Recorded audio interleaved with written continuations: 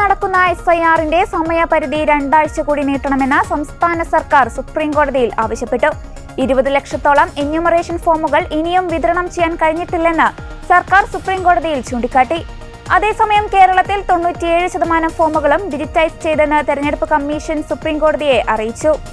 സംസ്ഥാന സർക്കാരിന്റെ ആവശ്യം പരിഗണിച്ച് കേരളത്തിലെ SIR സമയപരിധി ഒരാഴ്ചത്തേക്ക് കൂടി നീട്ടിയെന്ന് കേന്ദ്ര തെരഞ്ഞെടുപ്പ് കമ്മീഷൻ സുപ്രീം കോടതി അറിയിച്ചു. പുതുക്കിയ ഷെഡ്യൂൾ പ്രകാരം എന്യൂമറേഷൻ ഫോം ഡിസംബർ 18 വരെ സമർപ്പിക്കാം. കരട് വോട്ടർ പട്ടിക ഡിസംബർ 23 പ്രസിദ്ധീകരിക്കുക എന്നും കേന്ദ്ര തെരഞ്ഞെടുപ്പ് കമ്മീഷനു വേണ്ടി ഹാജരായ സീനിയർ അഭിഭാഷകൻ ചൂണ്ടിക്കാട്ടി. എന്നാൽ സംസ്ഥാനത്തെ ചീഫ് ഇലക്ടറൽ ഓഫീസർ തന്നെ 20 ലക്ഷത്തോളം എന്യൂമറേഷൻ ഫോമുകൾ ഇനിയും വിതരണം ചെയ്യാൻ കഴിഞ്ഞിട്ടില്ല എന്ന് വ്യക്തമാക്കിയിട്ടുള്ളതായി സംസ്ഥാന സർക്കാരിനു വേണ്ടി ഹാജരായ സ്റ്റാൻഡിംഗ് കൗൺസിൽ CK ശശി, അഭിഭാഷക മീന K പൗലോസ് എന്നിവർ ചൂണ്ടിക്കാട്ടി.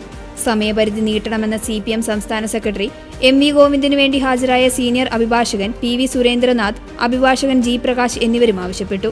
ഈ ആവശ്യത്തെ കേന്ദ്ര തെരഞ്ഞെടുപ്പ് കമ്മീഷൻ ശക്തമായി എതിർത്തു. 2 ആഴ്ച കൂടി നീട്ടുന്നതിനോട് സുപ്രീം കോടതി ചീഫ് ജസ്റ്റിസും വാക്കാൽ വിയോജിപ്പ് രേഖപ്പെടുത്തി. എന്നാൽ സംസ്ഥാന സർക്കാരും വിവിധ കക്ഷികളും ആവശ്യം ആവർത്തിച്ചതോടെ ഹർജികൾ 18 വീണ്ടും പരിഗണിക്കാമെന്ന് സുപ്രീം കോടതി അറിയിച്ചു.